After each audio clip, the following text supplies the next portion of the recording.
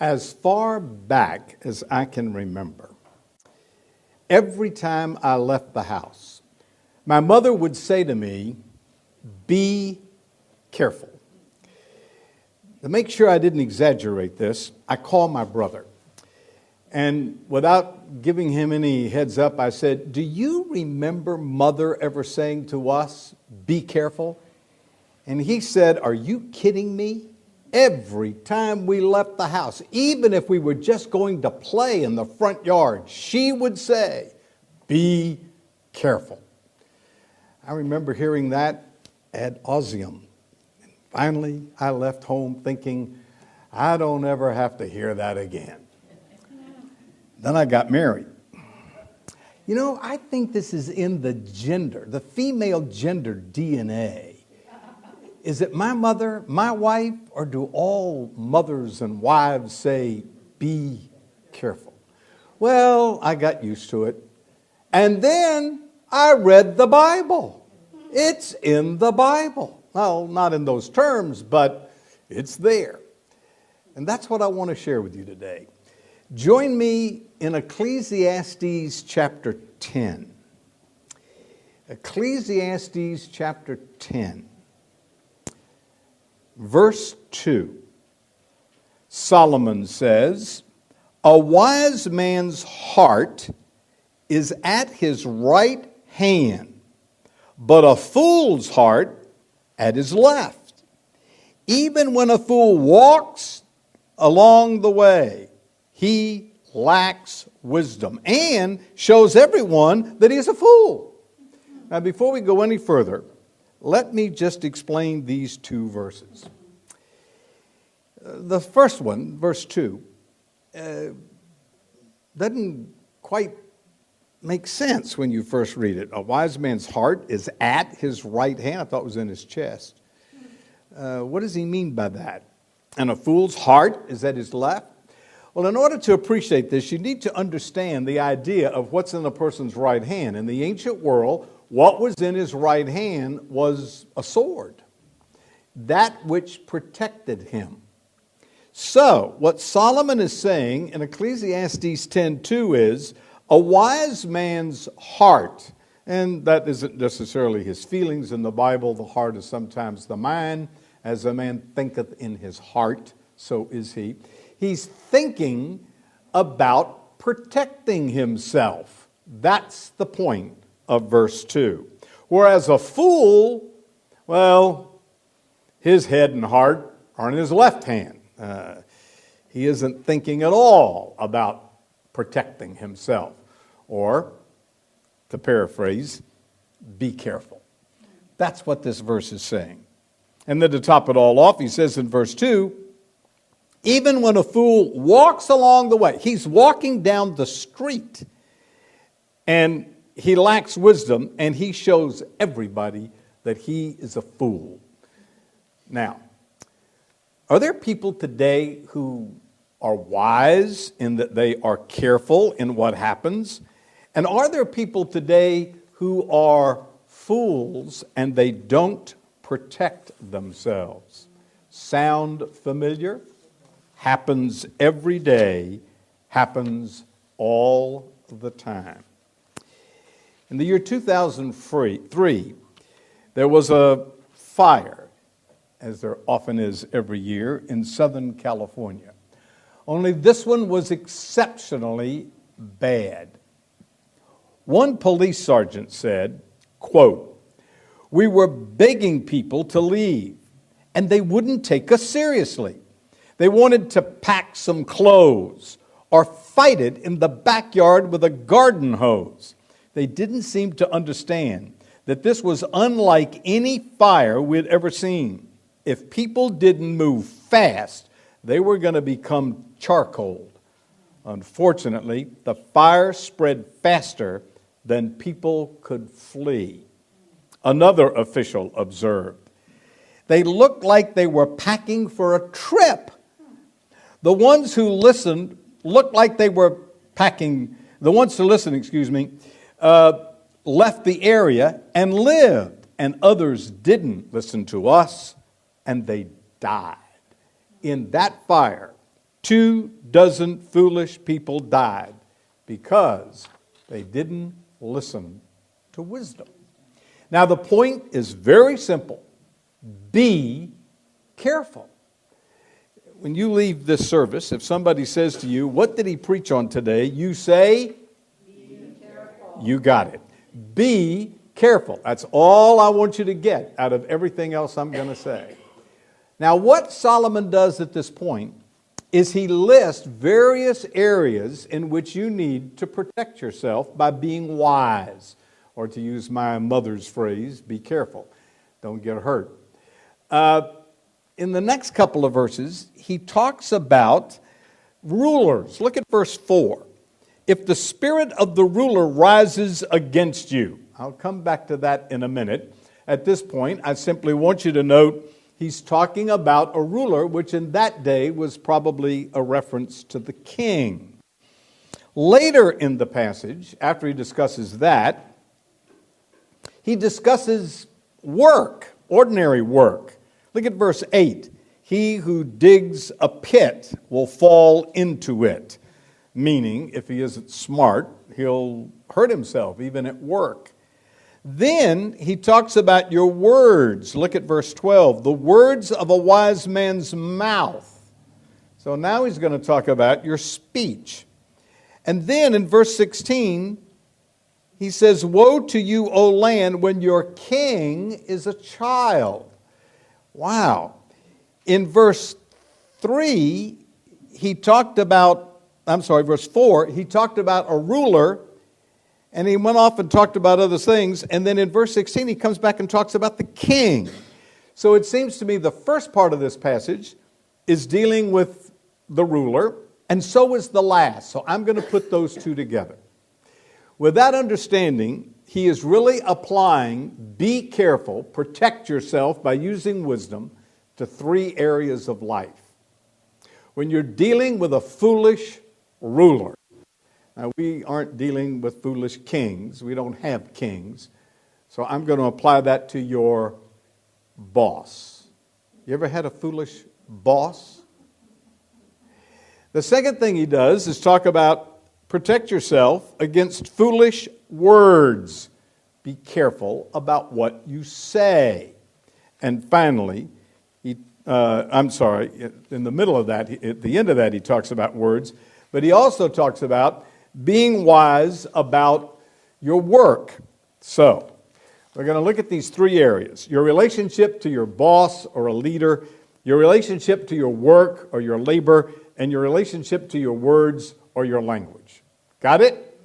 And the message is, be careful. Protect yourself by being wise. That's the message. All right.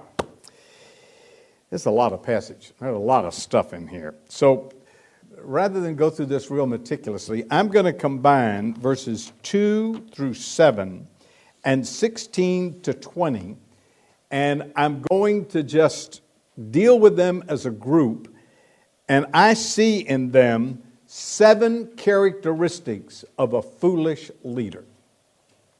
Now, as I go through this list, I want you to think about some boss that you have had or a boss you've heard about. And when I get done, I'm going to ask you to come up front and tell us about it. I'm kidding, but I want you to think about some boss you may have had. Verse 4, if the spirit of the ruler rises against you, very simply, this ruler is indignant. He gets angry. This boss screams and shouts and perhaps verbally abuses people. That's the first characteristic. Then he says in verse 5, there is an evil that I have seen under the sun, an arrow proceeding from the ruler. Folly is set in great dignity, while the rich sit in a lowly place. I have seen servants on horses, while the princes walk on the ground like servants. Now, basically, this is saying the second characteristic of this foolish ruler is he is incompetent. More specifically, he mismanages his job. And he lists 3 things he does. He puts the rich in a lowly place, and that the idea is instead of putting the rich, competent person in the place he ought to be, he puts him in some other place. I've seen servants on horses, verse 7. Horses walked. Putting on a person on a horse was a place of honor, and in that day you didn't do that with servants. So this foolish ruler puts the servant on a horse, and the prince, who ought to be on the horse, he has him walking on the ground. So he's simply incompetent. He doesn't know what he's doing. If I were going to apply that today, I would say he practices nepotism. He hires his family. And they don't have a clue as to what they're doing, but they're now the boss. Or he hires his friends who are incompetent. Third characteristic, verse 6. He says, verse,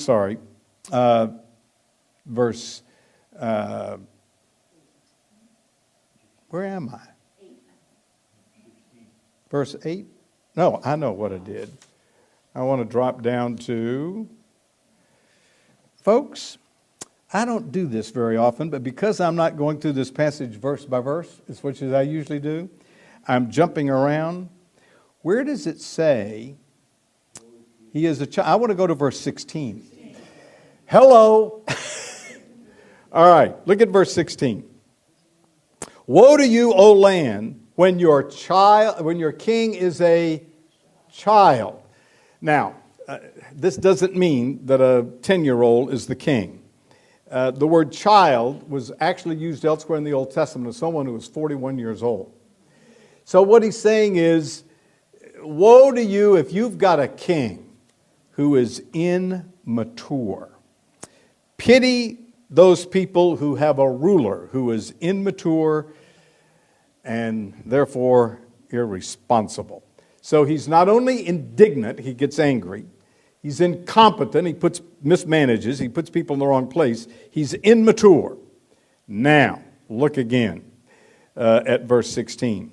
And your princes feast in the morning. Now, you didn't have a feast in the morning, you feast in the evening in ancient times. So, the idea that he was feasting in the morning meant that he was intemperate. He didn't have any self-control. He had to go ahead and eat in the morning, or he was carousing around in the morning instead of attending to his duties. The fifth characteristic is in verse 17. Blessed are you, O land, when your king is the sons of noble, and your princes feast at the proper time, for strength and not for drunkenness. Now, I'm going to suggest that this is by contrast. He's really talking about someone who does a prince that does it right, and what they do right is they do it at the appropriate time. They eat when they're supposed to. So another characteristic of a foolish ruler is they're inappropriate. They do it at the wrong time. Furthermore, you might suggest that this prince is the son of nobles, and perhaps the idea there is he has noble character, and by contrast, the foolish ruler doesn't. The sixth characteristic, look at verse 18. Because laziness, the building is decayed, and through idleness, the hands of the house leaks. Now,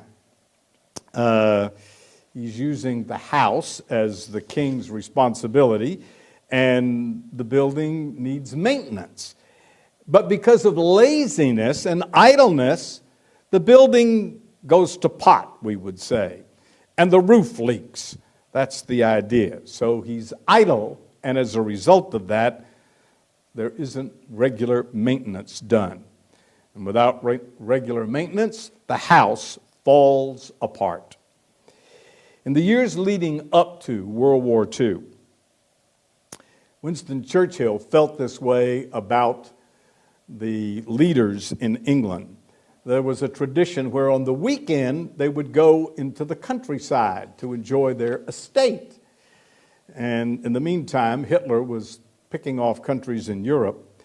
So, disgusted with that set of events, Winston Churchill once complained that Parliament takes its weekends in the country while Hitler takes his countries in the weekend. And that's the point Solomon is making. Because you're going out to the country for leisure, you're not doing your job, and the place is falling apart. The last characteristic I suggest is ignorance. He says in verse 19, a feast is made for laughter, and wine makes merry, but money answers everything. And this seems to be the idea that this foolish ruler thinks that money is going to solve everything. That, well, let's just have a party. The feast is for laughter, so let's drink a lot of wine and get drunk. They're just ignorant that money is not going to solve it, and the feast is not for just having a good time. All right, I said there was a lot here. I've run through it rather quickly. Let me sum it up. As I understand these verses, Solomon is saying a foolish ruler, he uses ruler in verse 4 and king in verse 16. A foolish ruler, leader, is indignant, incompetent, immature, intemperate, inappropriate, idle, and ignorant. Now, how many of you thought of some boss that you've worked for? Woo! Boy, would I love to hear those stories. I should have talked to you before I preached the sermon, right? Now, let me make a couple of applications of this. And he's talking about a king. So I can't help but think of government. So to be safe, so that you aren't think I'm picking on somebody currently in office, I'm going to quote somebody who talked about this passage and applied it to kings in 1978. This author wrote, "It is not our province here to be critical of our government, but certainly we see things every day in our country and around the world, which makes us wonder whether there is a great deal more of foolishness than wisdom in every human government." And to that I say, amen, at every level of government. And in order to appreciate that, you just need to deal with government. A lot of foolishness in government. But I think another application of this is, he says ruler, and your boss is your ruler. So perhaps we could apply this to a boss. I know of a boss. I worked for her. She never did this to me, but she did it to other people in the office. Patricia and I observed this more than once. She would give somebody something to do, but not tell them how she wanted it done. And when they did it and they brought it to her, she would express her great displeasure that it wasn't done like she wanted it done. And then she would say this to them: "It's my fault. I thought you were more qualified." That's the kind of foolishness Solomon is talking about. Now, what do you do when you work for a foolish boss? Now, that may not be your situation at the moment, but it may be in the future. You may still be wrestling with something that happened in the past. So let me tell you how to wisely deal with this kind of a situation. You might have noticed I skipped a few things. Let's go back to verse 4. "Do not leave your post, for conciliation pacifies great offenses." There are two things he says do in this passage, or don't do. And the first is that you not leave your post. Don't resign. Don't quit in a huff. And perhaps implied in all of that is just be wise and submissive, at least for the moment. Now, I just think that is profoundly insightful. If you've ever been in that kind of a situation where some ridiculous boss is acting in all the ways I've described, or some of the ways I've described, what is the natural tendency? To get out of there as fast as you can. And I've heard stories of people who got upset and reacted and stormed out the door. So Solomon's saying, don't do that. Calm down. Don't do that. It just occurred to me, I hadn't thought of this. I was in a situation like that once, and I wanted to storm out the door. And a pastor sat me down and said, don't do that. I hadn't thought of that. I remember it well. And I didn't do what I was feeling like doing, and I'm very thankful for that advice. But there's somebody in our congregation who's gone through it recently. If you are going through this now, I have a suggestion. You need to talk to Kathleen. Now, we've talked about this publicly. We've prayed for her, and she's not in the situation any longer. But recently, she went through this, and trust me, she and I had many conversations, and everything within her wanted to just get out of there. And a few other things I won't repeat. But I think that if you're going through it, you need to talk to her, because she just went through this. It was horrific. And she did what this passage said. She didn't quit. Now, the Lord opened another door for her, and she got another job. But I suggest you talk to her. Now, the reason I'm saying that is, when I was a very young pastor, a lady's husband died, and I went to visit her and was trying to comfort her. And she looked at me and said, Pastor, you don't understand, because you've never had a mate die. And I looked at her and said, you're right, but I know a widow. And I went and found the widow and put the two of them together. So if you're going through this right now, you need to go talk to somebody who's going through it. And Kathleen just went through it. Go talk to her, and she would be very happy to talk to you. Now, I'm not picking on her. I asked her permission to do this. Okay? So go talk to her. There's a second thing Solomon says. Drop down to verse 20. Do not curse the king, even in your thoughts. Do not curse the rich, even in your bedroom. For a bird of the air may carry your voice, and a bird in flight may tell the matter. You ever heard the expression, a little bird told me? Guess where that came from? That verse. Now, what's interesting is not reacting is an action. Taking care of your thoughts is an internal attitude. So I think he's saying, walls have ears. So be careful what you say. And for that matter, don't even curse him in your heart. Give it to the Lord. And remember, a soft answer turns away wrath. So, wisdom is protect yourself. How? Well, if you've got a foolish boss, don't react, don't quit, don't talk, be careful, the walls have ears, and just don't even curse him in your heart. Make sure that it doesn't affect your attitude, which is for sure what it'll do if you don't check the attitude. You've got to check the attitude. Let me ask again.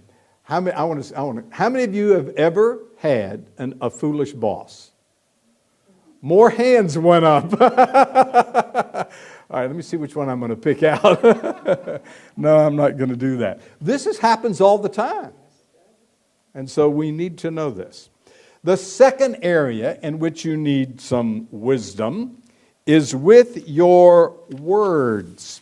Let's go back to verse 8.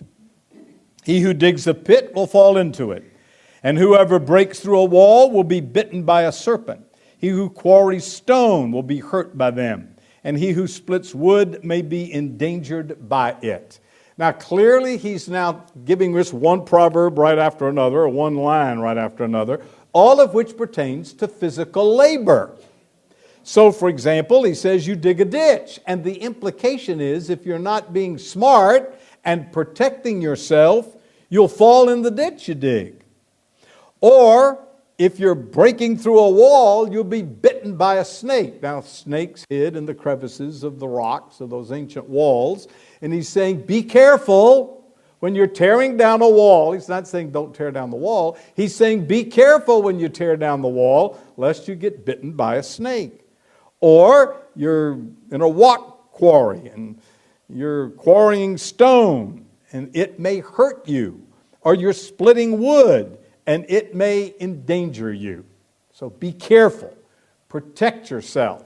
Be wise. If I were going to summarize all of that, I would simply say, when you're using your hands, use your head. That's the point. Be smart. Avoid the danger. As a matter of fact, he says that. Look at verse 10. If the axe is dull, one who does not sharpen the edge, then he uses more strength. But wisdom brings success. So he states the point that he's making in verses 8 and 9, summarized in the latter phrases of verse 10, wisdom brings success. Just be smart. So, notice at the end of verse 9, he talks about splitting wood. In verse 10, he talks about sharpening the axe. So in verse 9, you're doing it with a dull axe. That's dumb. In verse 10, the wisdom is sharpen the axe. So the idea is avoid the danger. Use the right tool in the right way. And then he says in verse 11, and the serpent may bite when it is not charmed, and the babbler is no different. Now, you've all seen pictures of people in India playing a little flute and charming a snake.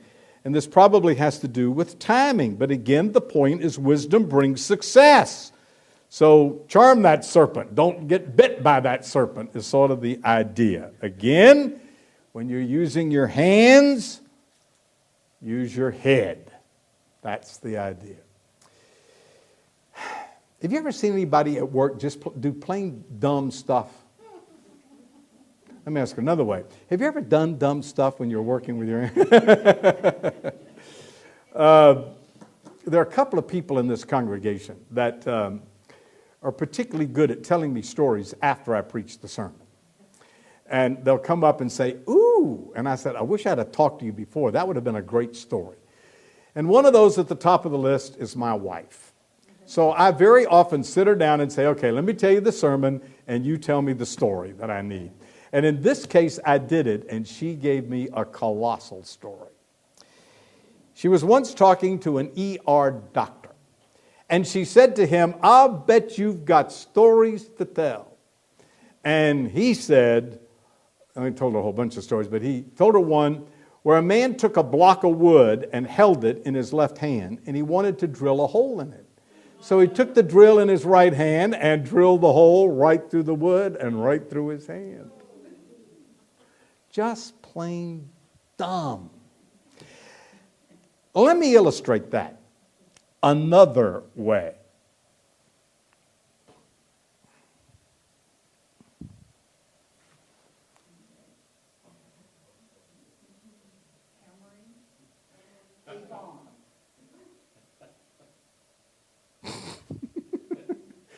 Can you make out what's going on?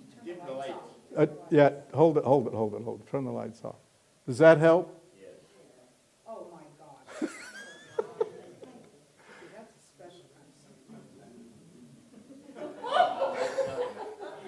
They're taking a sofa down the ladder. Now, you may not be able to see this. The guy's under the car, under that wheel. See his legs out? So the tire is over his butt, his belt area. All right.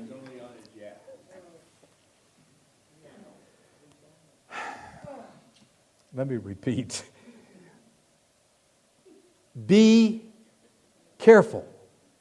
Protect yourself by using wisdom. There's one more area. Not only in your relationship to leaders and labor, but language. Look at verse 12. The words of the wise man's mouth are gracious, but the lips of the fool shall swallow him up. The words of his mouth begin with foolishness, and end of his talking in raving madness. A fool also multiplies his words. No man knows what is to be. Who can tell what will be after him? The labor of fools weary them, for they do not even know how to go to the city. Now he's talking about words. The words of the wise and the words of the fool. So let me lay out the words of the fool. There are 4 characteristics of words of the fool. The first is, the words of a fool destroys the fool. Look at the last part of verse 12. The lips of the fool shall swallow him up. Somebody has said, nothing is more frequently opened by mistake than a human's mouth. The second characteristic is the fool's words hurt other people. Look at verse 13. The words of his mouth begin with foolishness, but they end his talk in raving madness. And the word raving actually means evil or bad. So he just starts rambling, but a fool is liable to hurt people with their mouth. I read about a lady who talked about a harm. Some people have a harm mouth, H-A-R-M.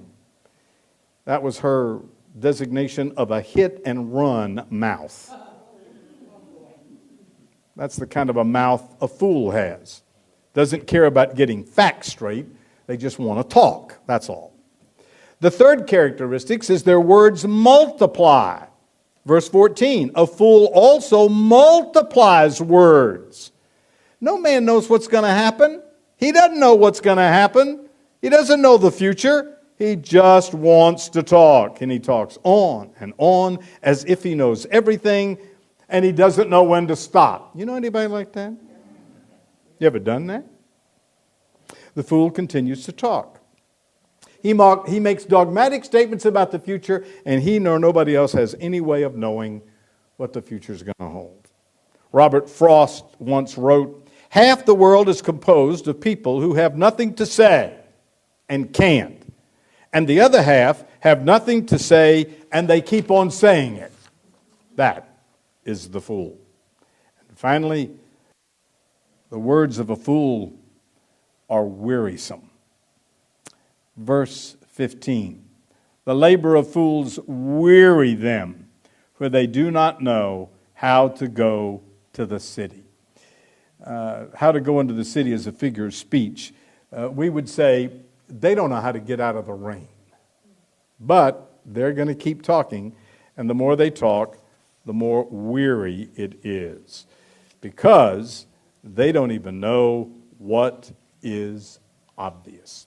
Now, I don't need to labor the fact that some people are fools, and that's indicated by their words. They hurt themselves, they hurt other people, they multiply their words, and after a while it's just weary to talk to them. So let's talk about being wise. Look at verse 12. The words of a wise man's mouth are gracious.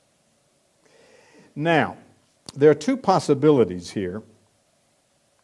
One is that the words themselves are gracious. They're kind. They're spoken to help people, not hurt people. But in that this statement is made in contrast to the fool, in the second part of verse 12, some have suggested that the word gracious means favor. And so the idea may be that the words of a wise man's mouth win favor to him, whereas the lips of the fool swallow him up. I don't doubt that both of these concepts may be involved. But the idea is that you just be gracious. And perhaps the added idea that that would add favor to you, gain favor for you. Are your words gracious? Would you say your words are gracious? Not your actions, your words. Do they build people up or tear them down? Are your words gracious? Don't be like the person talking to you and talk back and be like the fool they are. Be gracious. Be gracious. I have a confession. I would like to do that. I'd like to do that. And sometimes I don't. Been there, done that? Then how do we learn how to do that? If I told you a little secret I know of how to get this done, would you be interested? Would you do it? You say, well, I'll take it under advisement. I mean, give it to me and I'll see about that. All right, let me give it to you under advisement. I sat my wife down and I said, boy, this one's really tough. I need an illustration of being gracious. And she said, oh, that's you. I said, that's me? And she said, oh, yeah. And she told me a story I forgot. I think it's the one time in my entire life I've been managed to be gracious. At any rate, I'm going to tell you the story. Now, I'm going to tell you the secret first, and then I'm going to tell you the story. The secret is be slow to speak. If you just be slow to speak, you got a whole lot better chance of saying the right thing. And that's good biblical advice. James 1:20 says, be slow to speak. So listen before you open your trap. Now, as I recall this story, I think I know the fellow who taught me this. And it had to do with me being on a panel. And the suggestion was, don't be the first one to talk. The program was Religion on the Line, hosted by Dennis Prager. How many ever remember that program? Oh boy, you are really showing your age. Dennis Prager is a current radio talk show host. Years ago, he had a TV program called Religion on the Line and a radio program as well. And every Sunday night, as I recall, it was about 9 o'clock, he had a Jewish rabbi, a Catholic priest, sometimes an Orthodox priest, and a Protestant. And they would have some topic of the day pertaining to religion, and they would all discuss it. And on several occasions, I was the token Protestant. And Patricia said, I remember the first time you were on that program. I thought, oh boy, did I stick my foot in my mouth? She said, no, you didn't say anything. And I thought, he's blowing it. They're all talking and he isn't talking. He needs to be talking. He's not talking. He's got something to say about this subject and he's not doing it. Talk, talk, talk. And you just sat there. Now that's because I'd been taught in that situation, let the others talk first. And it worked, according to my wife. She said, and when you finally got around to talking, you were very gracious to those, but you were able to state your opinion in contrast to what they said. Very good lesson. I've only used it once or twice in my whole life, but very good lesson. I tend to speak first and think later. But if you really want to learn to be a gracious person, be slow to speak. Think first and then talk. And you don't even have to talk during that conversation. If it's a heated conversation, there needs to be a cooling off period. So just cool it. Maybe discuss it later. Great advice. Be careful. Protect yourself by being wise when you're dealing with a foolish ruler, when you're dealing with daily labor, and when you're dealing with your own tongue. Are we coming through? And the moral of the story is? Be careful. If you walk out of here with that one thing ringing in your ears, I have accomplished my purpose of the day. Be careful. Or to say the same thing another way, don't react. Don't walk off the job.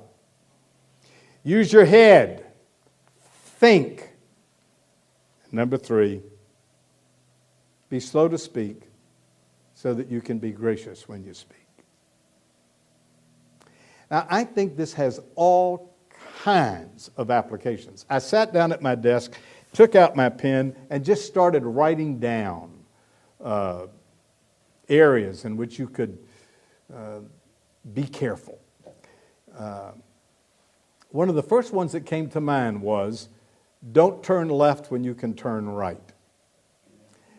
Now, at my house, the easiest way to get to the freeway means that I would go down to an intersection and turn left where there's a blind spot. And I mean, it's really bad. I've seen accidents at that spot because of the configuration of the situation. So, it's a little out of the way. But instead of going to that intersection, I go down, go around, so that I can turn right and come up to a light and let the light change, and I can turn left. Patricia and I talk about this all the time. Go right, don't go left. Meaning, a simple thing is that. Be careful. I wonder how many accidents I've avoided by going around the block instead of going up and turning left. Be careful. Am I making sense? Have you thought of other areas in which you need to be careful? Don't drill your hand. Don't carry a couch down a ladder on the second floor. Be careful. Protect yourself. Carry your heart in your right hand so that you don't get hurt. Years ago, I used to speak to teenagers. And I did a series on some of the Proverbs.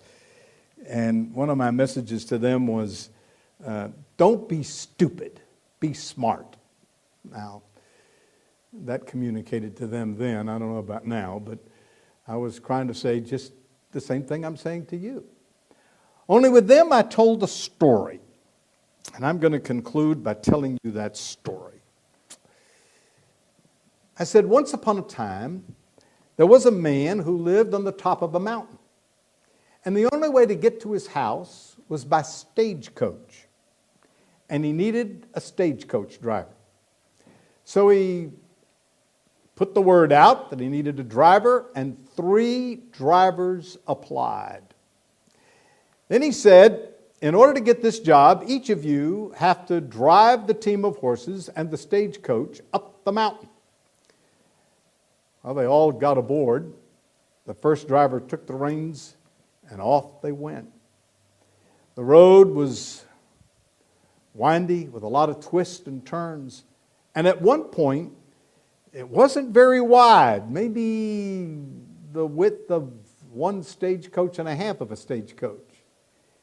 And on one side of that very narrow road was a wall of rock. And on the other side was a precipice a long way down. If that coach went off the edge, all would be killed. So when the first applicant came to that spot, he thought to himself, I've got to demonstrate that I have control of this team of horses. So he drove within 2 feet of the edge. The second applicant got to that spot and he says, man, if I'm going to get the job, I got to do better than the first guy. So he drove that stagecoach within a foot of the edge. The third applicant got to that point and said, I don't need this job that bad. And he hugged that wall of rock. Yeah. And I said to the teenagers, which driver would you hire?